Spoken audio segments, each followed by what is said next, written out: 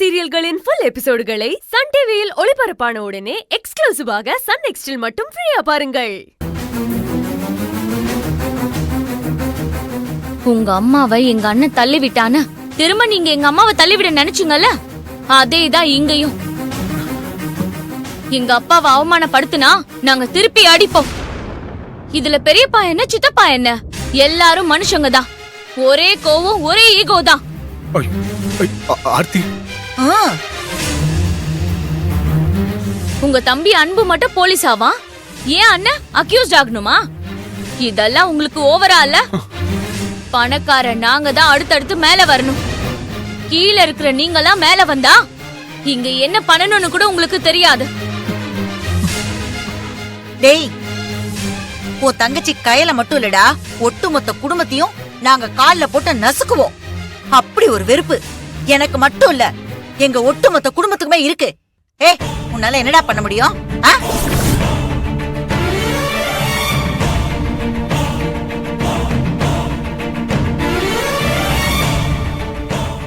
பெரியமா, உங்க வன்மத்தை எதிர்கொள்ற சக்தி எங்களுக்கு இல்ல பெரியமா. என் தங்கச்சி கையிலோட கல்யாணத்தை தயவு செஞ்சு நிறுத்த பார்க்காதீங்க பெரியமா. அவளுக்கு இப்பதான் ஒரு நல்லது நடக்க போகுது. அத நீங்க தான் எடுத்து செய்வீங்கன்னு சொல்லி நான் நம்பிக்கிட்டு இருந்தேன் பெரியமா. ஆனா நீங்களே இப்படி வன்மத்தை கக்கனா எப்படி பெரியமா? அப்படி உன் தங்கச்சி கல்யாணத்தை நாங்க தடுத்து நிறுத்தாம முன்ன நின்னு நடத்தணும்னா உங்களோட குடும்பம் எங்க காலடியில தான் அடிமையா கிடக்கணும்.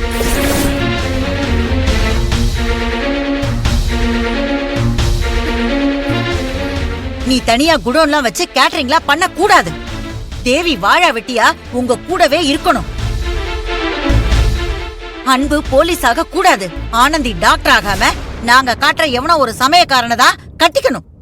காமாட்சியும் உன் ஊம பொண்டாட்டியும் என் கேட்டரிங்ல பாத்திரம் தேய்க்கணும்.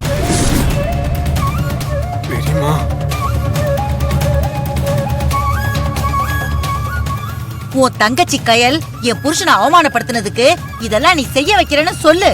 சத்தியமா சொல்றேன், உன் தங்கச்சி கயல் கல்யாணத்தை நாங்களே முன்னாடி நின்னு நடத்தி வைக்கிறோம்.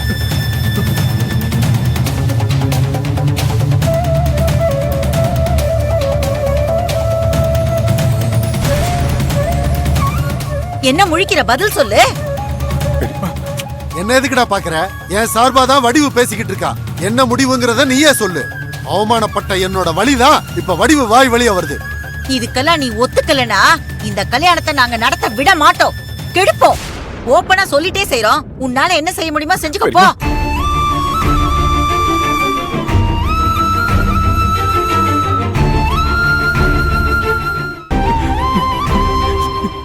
சரி பெரியமா, நாங்க உங்களுக்கு அடிமையா கீழே இருந்துடுறோம்.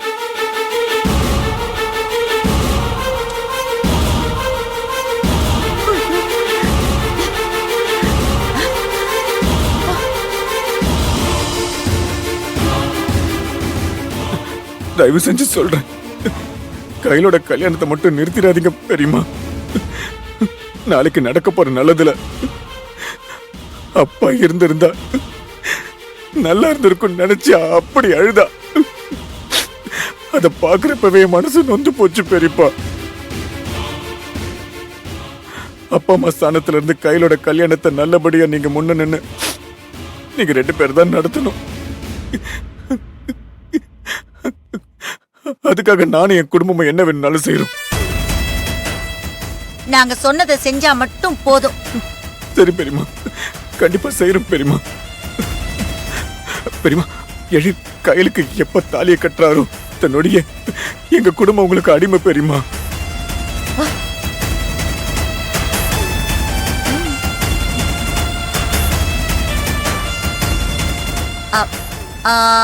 ஆமா, நாங்க எப்படி நம்புறது?